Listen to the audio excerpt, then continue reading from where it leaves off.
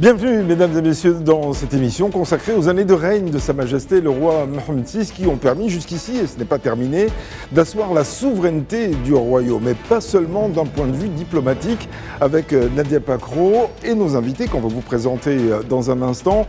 Eh bien, nous allons essayer, pendant cette heure d'émission, d'aborder quelques points focaux de cette souveraineté, ou plutôt de ces souverainetés.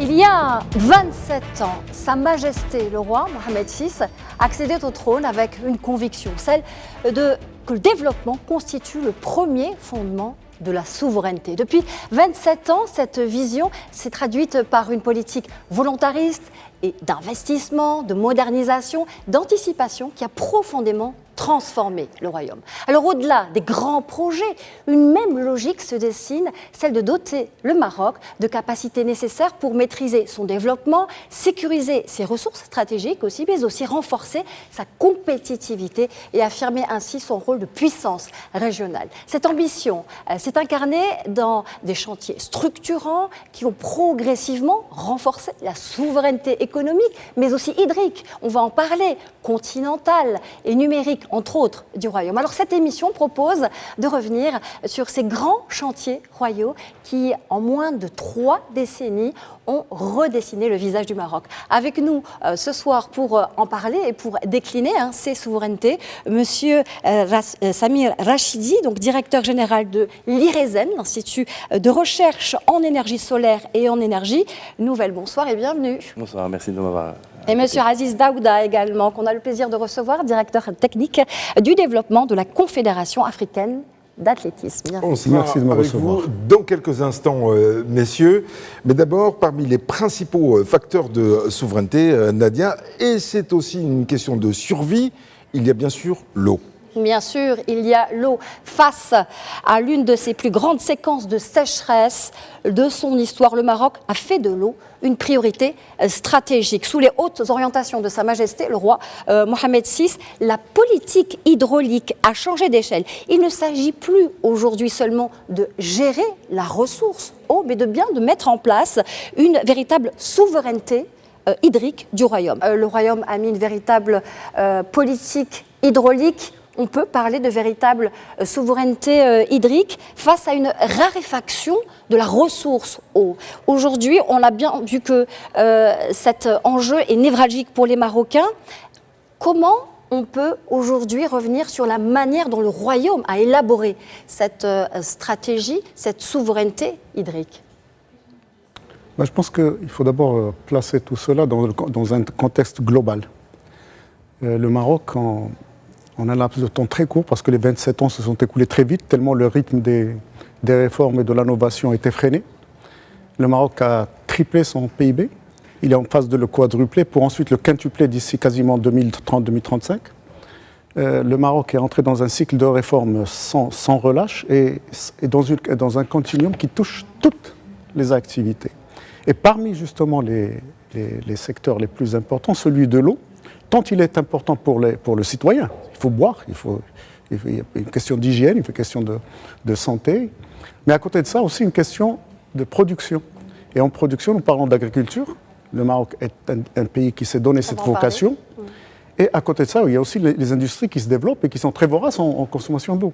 Et donc il faut assurer à cette industrie, à tous ces secteurs, les quantités qu'il faut en eau. Et comme les ressources naturelles se font de plus en plus rares, donc on s'est d'abord dirigé vers des autoroutes pour déplacer l'eau de là où elle est un peu plus abondante vers les zones les moins nanties.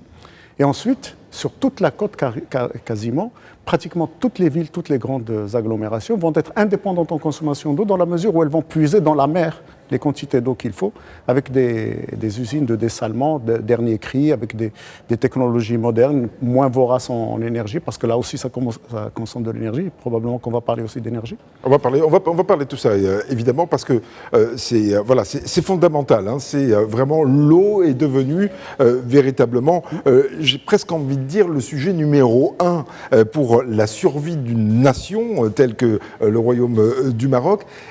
Toutefois, cette politique de l'eau n'a pas commencé avec le règne de Sa Majesté le roi Mohammed VI. Ça a commencé avant parce qu'il y avait d'abord la politique des barrages. Alors bien sûr, ça correspondait à son époque. Maintenant, l'eau est même encore plus rare, sachant que le Maroc est un pays semi-aride et que ça se raréfie avec l'évolution climatique. Donc là aussi, il a fallu réadapter la politique de l'eau. Effectivement.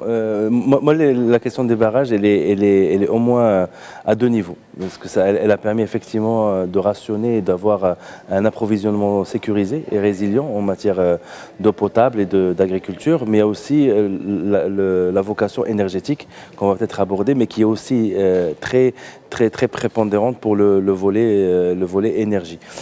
Sur le reste, comme l'a dit Sidaouda, effectivement, la politique des autoroutes de l'eau, c'est une résilience supplémentaire. C'est-à-dire que les barrages isolés sont nécessaires, mais pas suffisants. Il faut vraiment les interconnecter pour équilibrer. Suivant la région où exactement, on se situe. Exactement, équilibrer les excès parce que le changement climatique, c'est pas forcément qu'un dessèchement, c'est aussi un déséquilibre. Des fois, on a des inondations. Et des fois on a des sécheresses accrues. Donc l'idée aussi c'est de pallier à ça et de contrebalancer ça avec un équilibre à travers la liaison des barrages entre elles. Entre eux, il faut penser à ça comme un réseau électrique, c'est-à-dire un réseau hydrique ou hydraulique qui va permettre d'avoir une sécurité et approvisionner là où il y a le besoin. Alors il y a cette souveraineté hydrique ou hydraulique, Rachid, qui nourrit un autre enjeu névralgique pour les Marocains. Oui, c'est la sécurité alimentaire. Évidemment, la sécurité alimentaire qui est devenue fondamentale pour le royaume. Nourrir évidemment sa population sans dépendre des autres, c'est devenu un facteur de souveraineté, on l'imagine. Alors, cela dit, comme je le disais tout à l'heure, il a fallu réorienter la politique agricole aussi pour peut-être s'écarter un petit peu de ces productions très voraces en eau pour s'orienter vers des productions qui le sont un peu moins finalement, mais qui permettent quand même la sécurité alimentaire qui est facteur de souveraineté. Aziz Daouda, cette réorientation agricole, elle était fondamentale pour que le royaume reste un pays d'agriculture. En fait, c'est une question d'optimisation des quantités que nous avons. Nous avons des quantités malheureusement limitées qui tombent du ciel, et de plus en plus limitées, hélas. Mais c'est de tradition, parce qu'il faut revenir aussi dans la tradition marocaine. Tout à l'heure, vous avez parlé d'historique. C'est que de tout temps, il y a eu une politique de l'eau, enfin une politique, ou une façon de gérer l'eau au Maroc. Le Khattarat à Marrakech, etc., etc. Donc il y a différents systèmes justement d'irrigation et d'utilisation de l'eau et d'apport en quantité suffisante pour l'agriculture, sauf que jusqu'à aujourd'hui, dans la tradition marocaine, c'est l'immersion qui était de rigueur, c'est-à-dire qu'on inondait les champs et c'est comme ça qu'on irriguait, mais de moins en moins.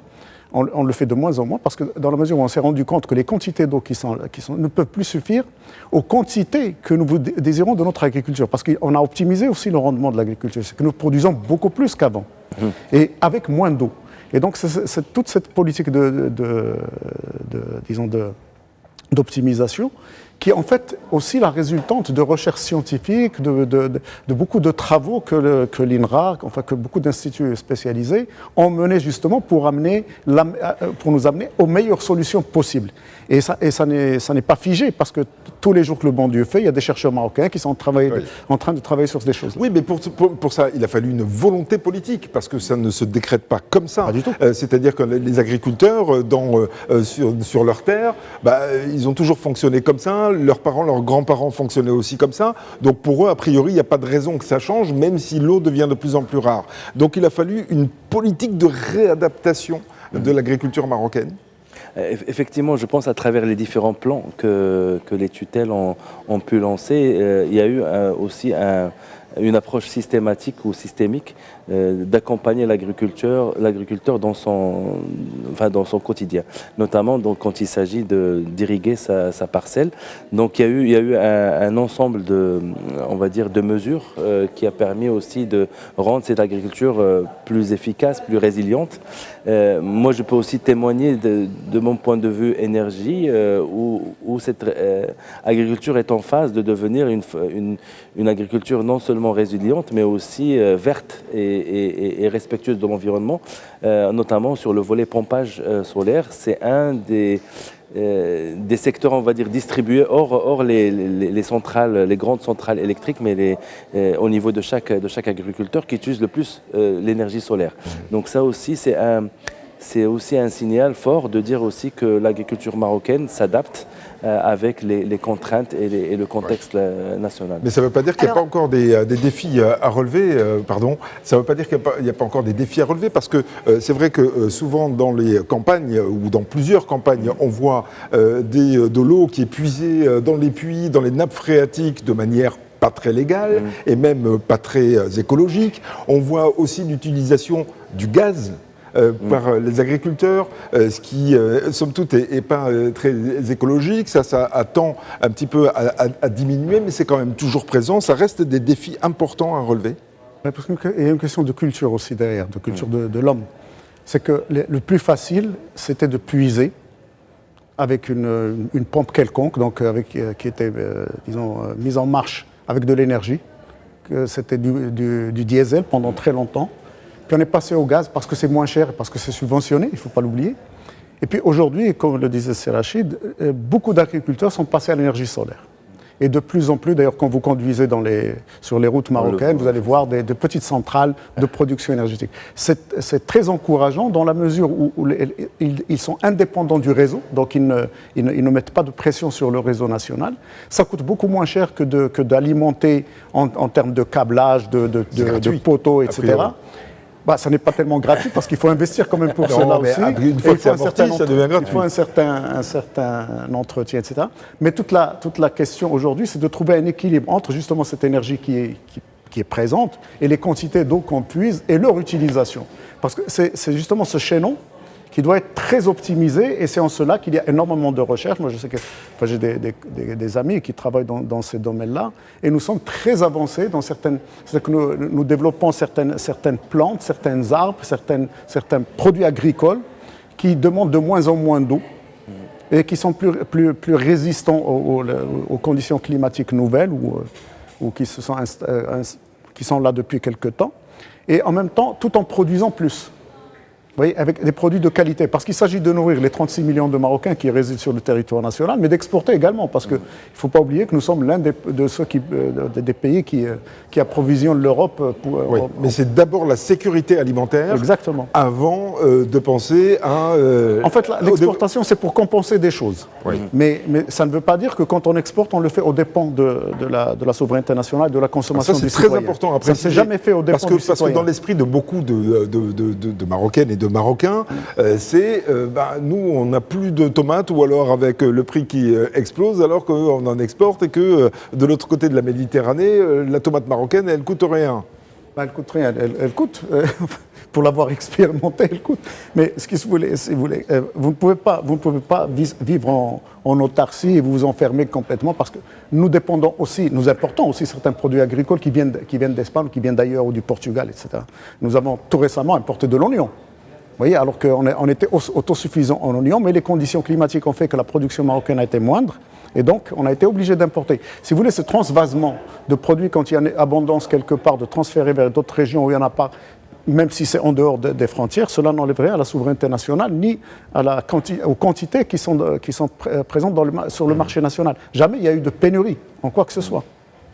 On va enchaîner, si vous voulez bien. On vient de parler de sécurité alimentaire, d'équilibre, de transvasement, d'exportation. Et tout ça, c'est possible grâce à quoi, Rachid? Grâce aux infrastructures. Aux infrastructures, effectivement.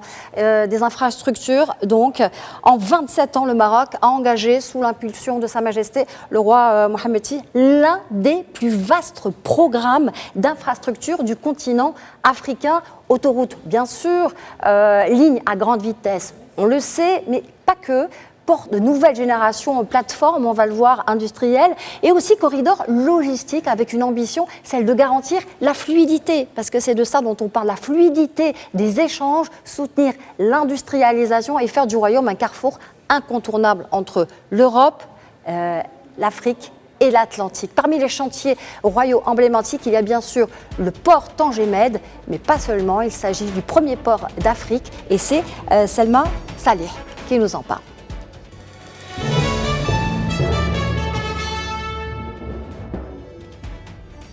Depuis l'accession au trône de Sa Majesté le roi Mohammed VI en 1999, le Maroc a profondément changé de visage. En un peu plus d'un quart de siècle, le territoire s'est transformé au rythme de grands projets, de nouvelles infrastructures et d'équipements modernes. Partout, le royaume se modernise. Une modernisation qui se construit dans le respect de l'identité du pays, avec toujours l'avenir en ligne de mire. Un avenir que le Maroc entend bâtir sans tourner le dos à son patrimoine architectural, à son héritage ou à la singularité culturelle de ses villes. Parmi les réalisations les plus emblématiques de cette transformation figure la tour Mohammed VI, inaugurée cette année, avec ses 250 mètres de hauteur et ses 55 étages.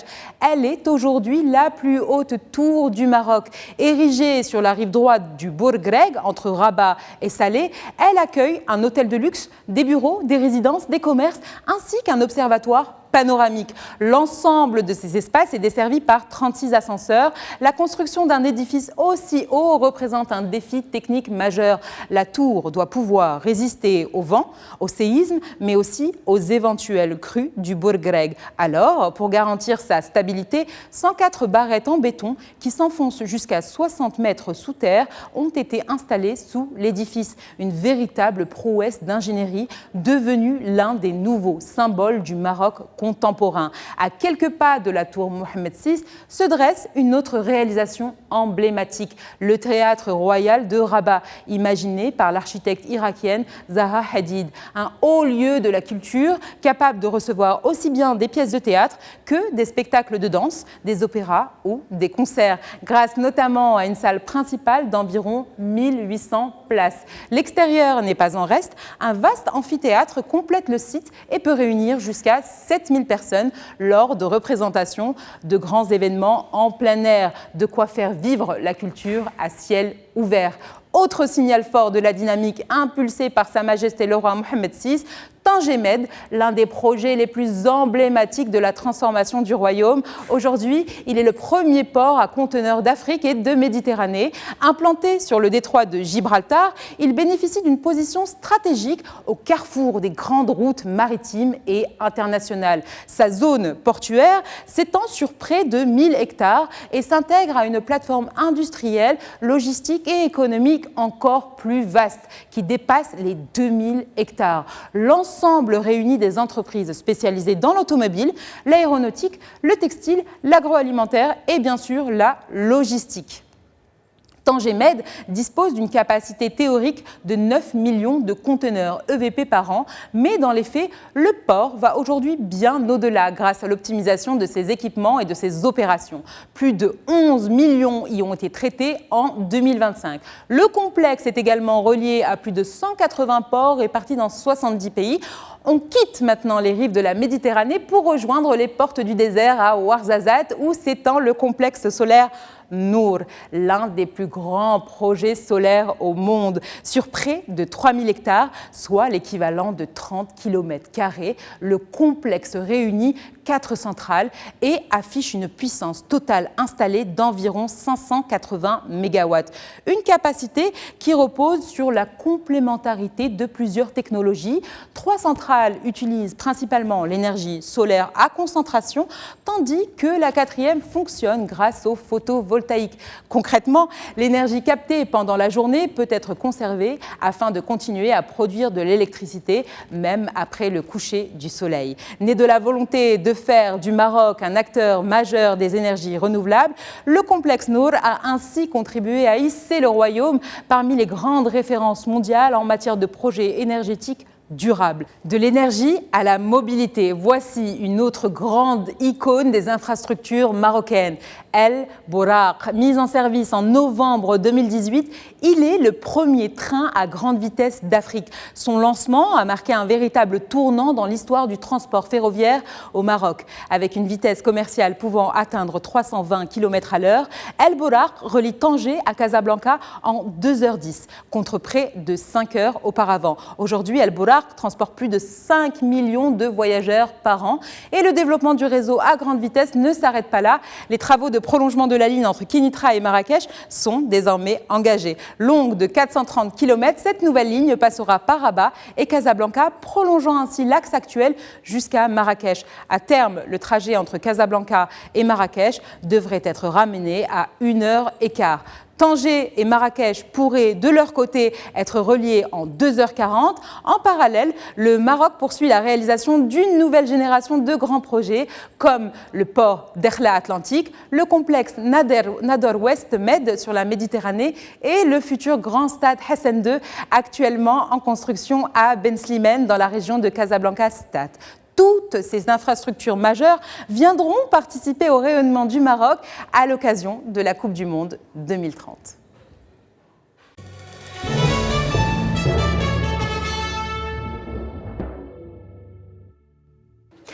Alors, on vient de le voir, hein, la souveraineté des infrastructures, elle est elle aussi névralgique. J'aimerais revenir avec vous sur la manière dont le Royaume a justement élaboré ces infrastructures, comment il en a fait un levier stratégique de souveraineté économique en connectant les territoires. Cette connectivité des territoires, elle est essentielle. Les infrastructures sont ce que le cœur et les vaisseaux, et les artères et les veines sont pour le corps humain. C'est-à-dire sans infrastructure, sans liaison entre les différentes régions du pays, sans liaison avec l'extérieur aussi, vous ne pouvez pas produire. Parce que vous figez un système, et tout système économique figé est un système qui ne progresse pas et qui ne connaît pas de progrès. Pour progresser, il faut d'abord connecter les régions entre elles, c'est ce qui s'est fait, connecter le Maroc avec l'étranger, c'est ce qui s'est fait à travers les ports, les aéroports aussi. C'est une double connectivité. Voilà, exactement. En fait, c'est un système qui est combiné, qui combine toutes les possibilités de transport et de transfert. Et ça impacte énormément les coûts. Ça impacte les coûts parce que ça réduit le temps de transition, disons, d'un produit d'un point X à un point Y. Et le fait de l'acheminer dans de bonnes conditions, rapidement, avec de moins en moins de consommation d'énergie, parce que quand vous êtes sur une route nationale, vous consommez au minimum 10-15% de plus que quand vous êtes sur une autoroute, par exemple. Quand vous êtes dans un train, vous consommez encore moins. Quand vous êtes dans un port ou sur un paquebot, un porte-container, vous consommez encore moins. Et donc, c'est toute la combinaison de tous ces systèmes qui fait qu'aujourd'hui, le Maroc est un des pays les plus performants en matière d'infrastructure, notamment de connectivité. De connectivité, puis dans le contexte international que l'on vit, Rachid, en ce moment, avec ce blocage du détroit d'Ormuz, la guerre en Iran, et avec ces chaînes d'approvisionnement qui finalement se recomposent, se redessinent, cette souveraineté en termes d'infrastructure, elle change d'échelle, là, Samir Rachidi. Effectivement, moi j'aimerais bien, j'ai toujours gardé la lentille énergétique de ces infrastructures parce que c'est important, c'est Delagala et il l'a dit, effectivement il y a ce volet-là où l'énergie elle est un peu en filigrane de tout ça. Donc les ports, le port de Tanger a été pensé comme un port logistique. Et effectivement, quand on discute avec les responsables de ce port, on parle en termes d'heures de distance par rapport à un pays, à une livraison d'une voiture ou d'une pièce, etc. Le rôle énergétique qui va être joué par des ports comme celui de Dakhla ou de Nador, c'est très important parce que ça permettrait au Maroc aussi de déjouer ces tensions géopolitiques et de se connecter encore une fois avec d'autres hubs énergétiques, notamment en se basant sur nos atouts d'énergie renouvelable. Donc là-dessus, c'est très important. Je tiens aussi à signaler le renforcement et le développement du réseau électrique, qui est une infrastructure qui est vitale. La connexion avec l'Espagne, le projet d'interconnexion avec le Portugal, la France, l'Allemagne, il y a des discussions de câbles directs avec ces pays-là. La connexion aussi avec nos voisins de la Mauritanie, c'est assez important.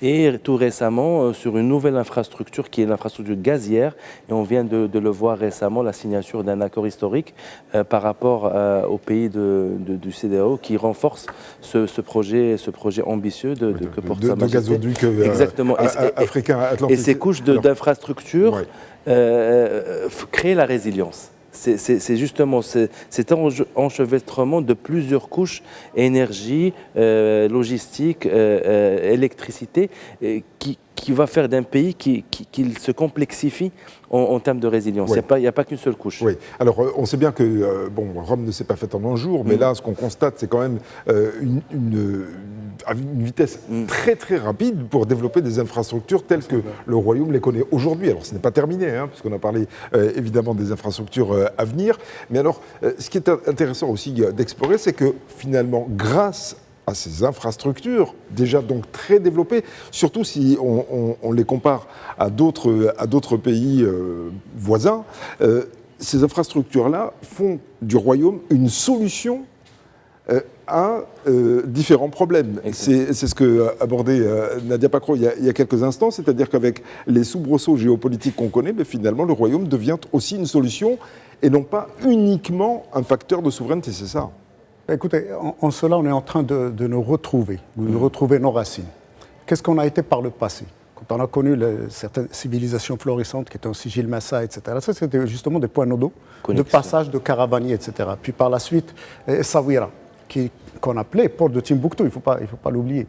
C'est qu'en fait, le Maroc est en train de retrouver cette vocation qu'il a toujours eue, mais que malheureusement, le protectorat, la colonisation en Afrique avait coupé de ses racines.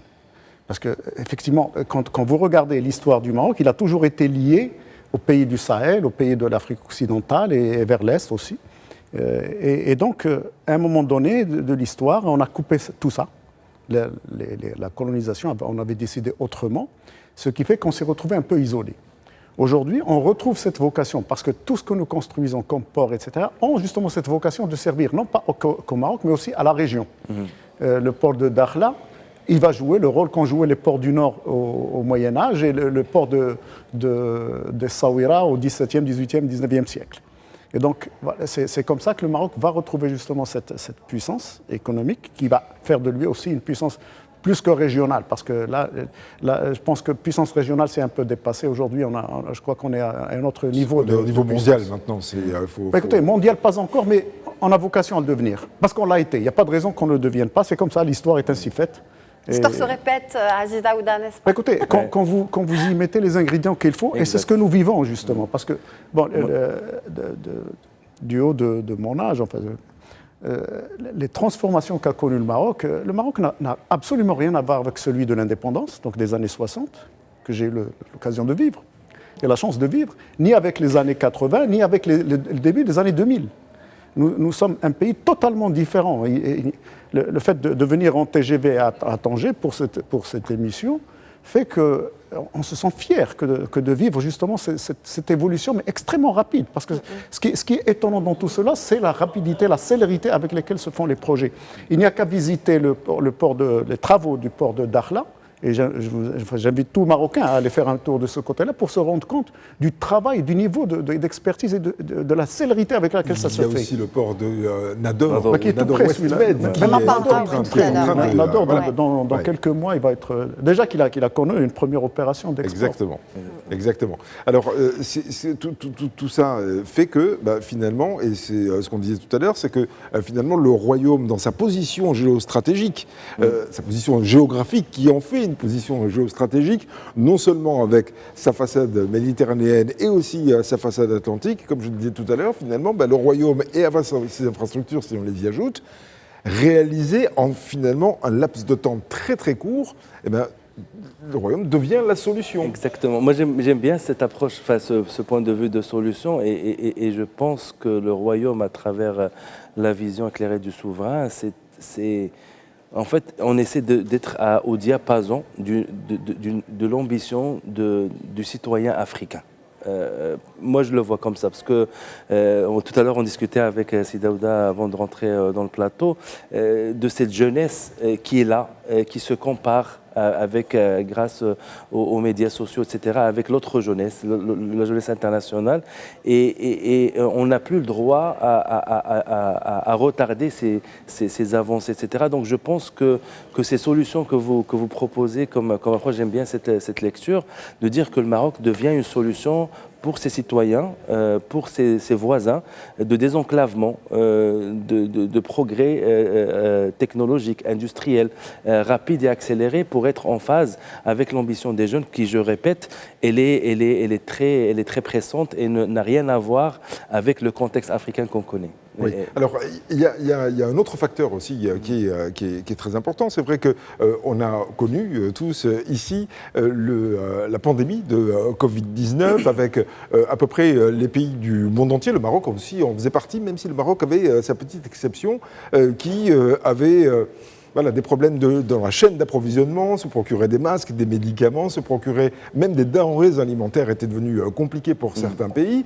Or, après cette pandémie, chacun a souhaité ramener au plus près de chez soi finalement tout le nécessaire vital pour sa population. Et le Maroc est devenu quelque part une espèce de plaque tournante industrielle, encore une fois une solution. Encore une fois, une solution pour, et particulièrement les pays d'Europe qui ont voulu rapprocher d'eux leur industrie et autres, y compris leur industrie pharmaceutique, parce que, encore une fois, les médicaments, ça posait problème. Aziz Daouda, le développement des infrastructures fait que, finalement, on se dit, oui, le Maroc, ça devient une évidence. Écoutez, pendant une décennie, tout au moins, on a pensé que la mondialisation allait solutionner tous les problèmes et qu'on pouvait produire n'importe où dans le monde, transporter vers n'importe quel point, etc. Et voilà qu'un petit virus est venu mettre son grain de sel et bloquer tout cela. Et puis on s'est rendu compte que non, ça ne pouvait pas continuer comme ça et qu'il y avait des solutions de proximité qu'on pouvait trouver et qu'on pouvait imaginer. Et en cela, le Maroc s'est réapproprié son positionnement. C'est qu'en fait, on s'est rendu compte, tiens, mais il y a un pays tout près ici qui peut faire ça, et qui fait ça. Parce qu'effectivement, qu'est-ce qui s'est passé? C'est qu'à un moment donné, on s'est trouvé à exporter des masques vers des pays d'Europe. Et là, en fait, ce qu'on a compris avec ça, c'est qu'il faut absolument qu'il y ait un ancrage de l'économie marocaine à l'économie mondiale à travers l'Europe. C'est le bassin démographique le plus important, le plus proche de nous. Les autres bassins sont un peu plus loin, les États-Unis sont un peu plus loin, la Chine, l'Inde, etc. sont plus loin. Mais vous avez le demi-milliard d'Européens qui sont tout près, qui ont de besoins, qui sont sur un continent très exigu, parce qu'on a l'impression que l'Europe c'est grand, l'Europe c'est très petit, et dont les besoins sont énormes.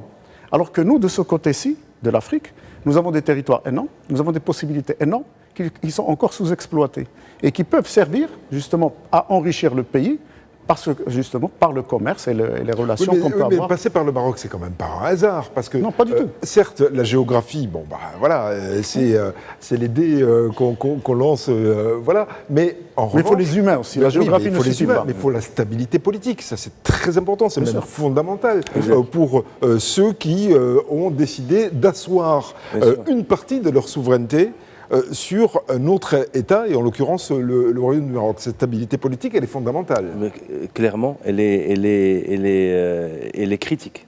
Elle est critique. Il y a ce volet de stabilité, de crédibilité aussi, parce que si le Maroc veut être une solution ou un allié de résilience d'une région économique comme l'Europe ou comme l'Afrique de l'Ouest, etc., il faut aussi asseoir ça sur une crédibilité, et on ne peut pas le faire parce que si on n'a pas cette histoire-là et aussi ce sérieux qui identifie les Marocains, parce que confier une partie de sa résilience économique, par exemple si on se positionne du côté européen, le Maroc va fournir de l'énergie, va fournir des automobiles, va fournir des masques, etc. C'est pas gratuit.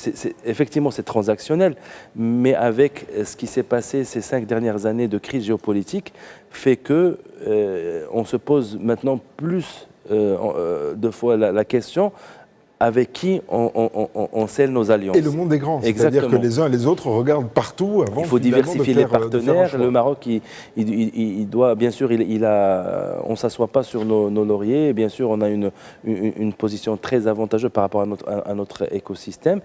Mais il faut savoir aussi qu'il y a une concurrence sur tous les niveaux, que ce soit dans le sens un peu vertical entre l'Europe et les autres pays, parce qu'il s'agit aussi de diversifier leurs approvisionnements. Mais je pense que le Maroc a tous ses cartes à jouer sur ce volet-là, par rapport à ce partenariat long terme et stratégique avec les blocs économiques dont on a parlé tout à l'heure. Si je peux ajouter juste, c'est que Si le Maroc a un atout, c'est bien celui-là, celui de la stabilité. Parce qu'en fait, il découle de quoi? Il découle de ce qu'on peut appeler le temps de la monarchie, qui a une vision qui peut être très lointaine, mais dans un continuum d'idées. C'est-à-dire que nous ne subissons pas les soubresauts politiques que d'autres régions du monde subissent par leur système politique. Le nôtre, Dieu merci, fait que il y a cette possibilité de voir loin et d'y aller droit. C'est-à-dire que sans passer par des situations de crise ou de problèmes ou de ceci, cela, qui puissent affecter notamment les grands projets. Les grands projets sont des projets supervisés par Sa Majesté, c'est des projets à long terme, ou à moyen ou à long terme, qui prennent des années, mais qui ne connaissent pas de soubresauts parce que justement il y a cet atout de stabilité et de continuum. Oui. Alors l'énergie, messieurs, fait aussi partie, si j'ose dire, du nerf de la guerre.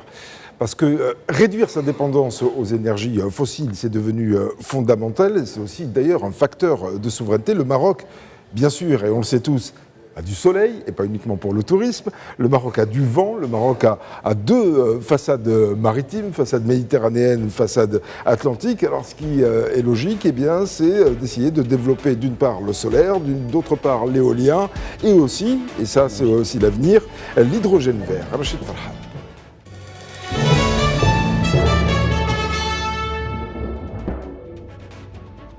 Depuis l'accession de Sa Majesté le roi Mohammed VI au trône, la souveraineté énergétique a été érigée en un objectif stratégique. Grâce à une politique d'énergie renouvelable qui a permis au Maroc de passer d'un modèle dépendant des importations énergétiques à un modèle fondé sur une production nationale d'énergie propre.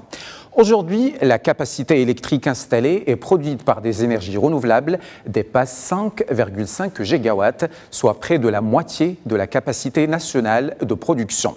Au cours des dernières années, ces sources ont représenté plus de 45% de la capacité électrique installée. Cette transformation repose sur trois grands piliers. D'importantes infrastructures de production dans le centre et le sud du royaume, comme le complexe solaire Nour de Ouarzazate, l'un des plus grands complexes solaires à concentration au monde. Un complexe qui s'étend sur plus de 30 km² et dispose d'une capacité totale d'environ 580 MW. Le vent est également devenu une véritable richesse énergétique pour le Maroc, grâce à d'importants projets déployés le long des côtes atlantiques ainsi que dans le nord et le sud du royaume. La capacité installée de production éolienne au Maroc approche aujourd'hui les 2,5 gigawatts. L'éolien représente aujourd'hui près d'un tiers de la capacité électrique renouvelable du pays et poursuit son développement avec la mise en service de nouvelles centrales, dont la plus récente est celle de Tchaza. Prenons l'exemple du parc éolien de Tarfaya. Doté de 131 éoliennes, cette installation produit plus d'1 000 gigawattheures par an. C'est l'un des plus grands parcs éoliens d'Afrique, un parc capable de couvrir les besoins énergétiques d'1,5 million de foyers. Conformément aux orientations stratégiques royales, le Maroc a également réussi à valoriser son potentiel hydroélectrique. Le royaume s'appuie aujourd'hui sur plus de 20 grands barrages hydroélectriques qui produisent plus de 15% d'énergie renouvelable du Maroc. Et ce n'est pas tout. Le Maroc est entré dans une nouvelle phase stratégique avec le lancement en 2021 de sa feuille de route nationale pour l'hydrogène vert. Grâce à cette stratégie, le Royaume se positionne parmi les principaux pays émergents dans ce domaine avec l'offre au Maroc, censée porter la production de l'hydrogène vert à 20 gigawatts par an, dont 8 millions de tonnes de dérivés de l'hydrogène vert, notamment de l'ammoniac. Un important projet d'hydrogène vert a été lancé dans le sud du Royaume, dans la région de l'Aïoun Saqi al-Hamra.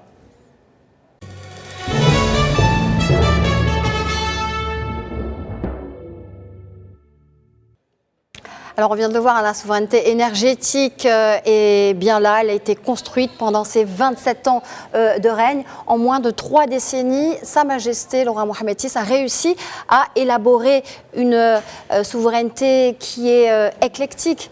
Vous le rappeliez Rachid, il y a le vent, le soleil, mais pas seulement.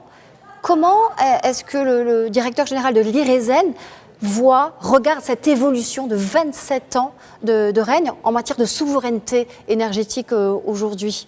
Je suis inspiré par ce qu'a dit Sidada tout à l'heure. C'est un temps lent. Moi, de notre point de vue, on voit ça, c'est comme une accumulation. Il y a eu la politique des barrages de feu Hassan II, qui a permis d'asseoir une résilience agricole, mais surtout aussi une résilience énergétique. Dans les années 90, début 80, début 2000, avec le règne de Sa Majesté, que Dieu l'assiste, on a eu une petite impulsion de l'énergie éolienne, notamment à travers les projets qui ont eu lieu à Souera, etc. Et la vraie impulsion que nous voyons de notre secteur, c'est 2009, quand Sa Majesté le Roi a donné le démarrage de la vision du plan solaire marocain à l'époque, qui a été revu avec l'ambition de devenir un plan renouvelable. Et à chaque fois, c'est comme si on monte d'un cran. En termes de qualitatif, mais aussi en termes de taille. Donc avant, on parlait de petits champs éoliens de quelques centaines de kilowatts, quelques mégawatts. Maintenant, on parle de stations solaires éoliennes de 300, 500 mégawatts. Là, on parle même de mix énergétique. Exactement, inversé. tout à fait. Donc l'idée, le pitch, il est simple à mon sens, c'est-à-dire que la crise énergétique et économique, financière de 2008 a éveillé les esprits, a dit le Maroc veut croître, veut émerger, mais cette croissance est intimement liée par la consommation énergétique. On importe 99% de notre énergie, donc on est tributaire de ça. Comment faire? On a des ressources solaires et éoliennes, vous l'avez dit, et on en fait un outil de résilience et de développement. Donc c'est un peu ça. On est passé, en l'espace de 2 décennies ou de 15 ans à peu près, de 97%, 98% de dépendance fossile importée à 90% aujourd'hui, ce qui est peut-être apparaît comme peu, mais quand on voit les quantités, c'est énorme. Ouais. La consommation énergétique, elle, a augmenté presque de 50% en primaire, donc c'est important.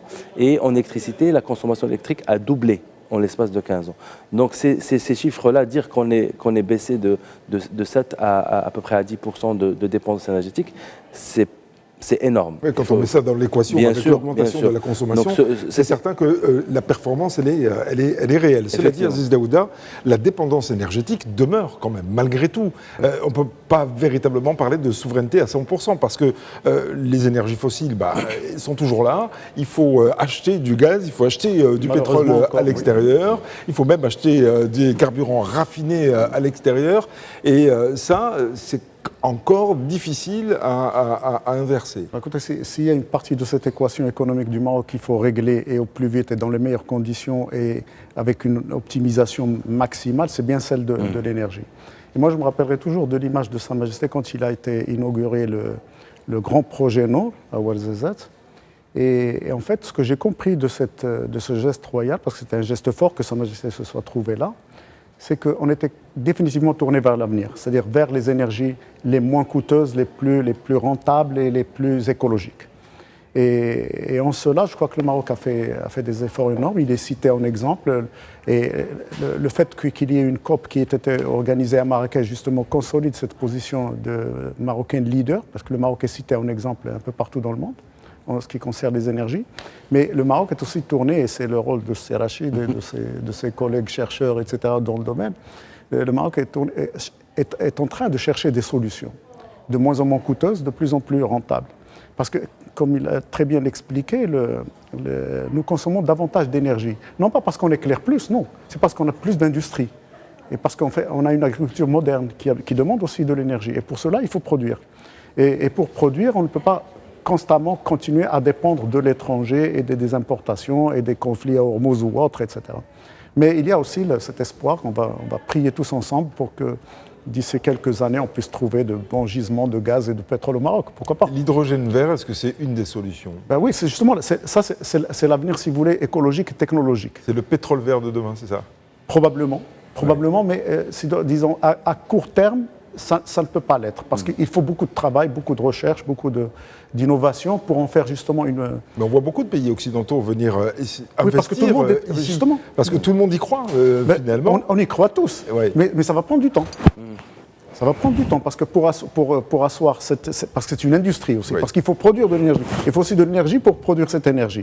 D'ailleurs, le Maroc, dans le mix qu'il propose, c'est qu'il propose de produire de l'énergie verte pour subvenir aux besoins de l'énergie bleue. Vous voyez, donc finalement, c'est pour ça que je vous ai dit que cette façon d'être tournée vers l'avenir laisse augurer que dans quelques années, le Maroc va être un des leaders justement de la production de l'hydrogène vert, l'hydrogène ou d'énergie bleue. Et bleu. Vous parliez à l'instant, Aziz Daouda, d'écologie, de technologie. Impossible aujourd'hui, en 2026, et le Maroc l'a compris aussi, de faire sans la souveraineté numérique et l'intelligence artificielle. Il y a des enjeux majeurs aujourd'hui en termes de frontières. Est-ce qu'aujourd'hui, le numérique a des frontières et surtout, comment le Maroc agit aujourd'hui en matière de gouvernance d'intelligence artificielle et de numérique? Il y a quelques jours à peine, la ministre de la Transition numérique, Amel Sarouchni, était au sommet mondial de la gouvernance de l'intelligence artificielle, aux côtés de l'ambassadeur Omar Hillel. C'était essentiel, c'était névralgique pour une intelligence artificielle adaptée aux réalités marocaines, aux réalités africaines, avec des règles d'éthique notamment. J'aimerais que vous nous en parliez, Aziz Daouda. En fait, la problématique mondiale aujourd'hui, c'est qu'il y a deux grands pôles qui sont en train de s'accaparer d'une certaine exclusivité dans ce domaine, parce qu'ils ont les moyens d'aller très vite, et beaucoup plus vite que nous. Ce n'est pas une question ils ne sont pas plus intelligents, mais ils ont des mécanismes qui leur permettent d'aller plus vite. Et on gagnerait, nous, justement, à mettre ce genre de mécanismes en place, notamment en termes de data, etc. Et le plan Maroc Digital 2030 ? Alors, justement, mais il dépend d'autres facteurs qui sont tout aussi importants, par exemple de transfert d'argent, et en fait, et aussi il dépend de l'énergie, parce que quand vous mettez un data center, enfin un centre de données en marche, vous avez besoin d'énergie et d'eau. Et donc c'est tout à fait lié avec ce qu'on disait tout à l'heure. C'est qu'on a besoin de quantité d'eau. Il faut développer cette souveraineté. Alors ça, c'est sur le plan matériel. Pour pouvoir développer sa souveraineté numérique aussi. Voilà, ça c'est sur le plan matériel, c'est-à-dire garantir de l'énergie, garantir de l'eau. Oui, mais pour le stockage des données, on dit qu'il faut notre data center pour être souverain. C'est très vorace en énergie, c'est très vorace en énergie, donc il faut... Et là, voilà justement, mais disons que on trouvera bien bouclé, si j'ose dire. On trouvera bien des solutions à cela, parce que justement ce qui est en train de se développer en énergie verte, notamment à Dakhla, etc., va permettre justement de subvenir aux besoins en énergie et aux besoins en eau. Mais toute la problématique, c'est tout le reste. L'administration, les autorisations, les transferts d'argent. Parce que, écoutez, aujourd'hui, on travaille en millisecondes. Est-ce qu'à partir du Maroc, nos jeunes, start-upers par exemple, sont capables de travailler en millisecondes et ont les moyens de travailler en millisecondes? Non, parce qu'ils dépendent de beaucoup d'autorisations et de choses et d'autres. Voilà. Il faudrait aplanir certaines difficultés qui sont celles du Maroc aujourd'hui, de l'administration générale. Sa Majesté avait appelé à plusieurs reprises dans ses discours à revoir les choses. Et nous subissons tous ce carcan, cette résistance de l'administration par certaines procédures qui n'ont plus raison d'être. Elles étaient peut-être valables dans les années 60, elles étaient peut-être bonnes parce qu'elles protégeaient le pays, etc. Mais comme vous l'avez dit, très justement, il faut vivre avec son temps.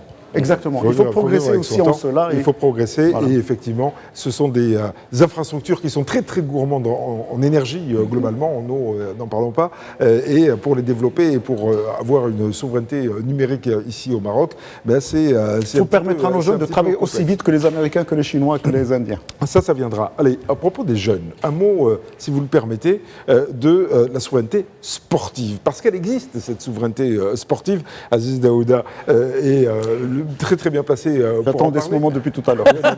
Je sais bien, mais il nous reste très très peu de temps, malheureusement. Oui. Alors, cette souveraineté, on l'a vu, et elle est de plus en plus criante ici au Maroc, et on l'a vu d'autant plus avec la Coupe d'Afrique des Nations organisée ici dans le Royaume. Qu'est-ce qu'on peut en dire? Le Maroc a développé ça dans la perspective aussi de la Coupe du Monde en 2030. Et ça va continuer, c'est très important. Alors, en fait, le Maroc a vu en cette Coupe du Monde, allant directement au plus important, comme un accélérateur de développement. La CAN nous a permis de gagner 10 années de PIB, 10 années, en l'espace de 2 ans. Nous avons progressé en l'espace de 2 ans de ce qu'on pouvait réaliser en 10 ans. pour la CAN uniquement. La Coupe du Monde de 2030 va nous permettre de gagner peut-être 15-20 ans de développement. On a un laps de temps très court, parce que ce qui nous sépare de la Coupe du Monde aujourd'hui, c'est un peu moins de 4 ans. Et cette accélération est extrêmement importante dans la mesure où elle va permettre aux nouvelles générations marocaines, parce que c'est d'eux qu'il s'agit, d'hériter d'un pays totalement différent de ce qu'il est aujourd'hui. C'est-à-dire que si nous sommes contents des progrès et nous avons essayé d'en faire le bilan aujourd'hui, le Maroc, d'après 2030, sera encore meilleur. Et la performance, elle n'est pas seulement sportive, elle est aussi dans tout l'environnement et l'écosystème sportif. Le sport n'est qu'un moyen. Exact. On est déjà au bout de cette émission. Très bien. Ça passe vite. Ça passe très vite. Hein. Merci messieurs d'avoir été beaucoup. présents pour nous apporter votre éclairage. Merci Aziz Daouda, merci Sabine Rachidi, merci Nadia. Et merci Rachid. Et à très bientôt. Bonne fête.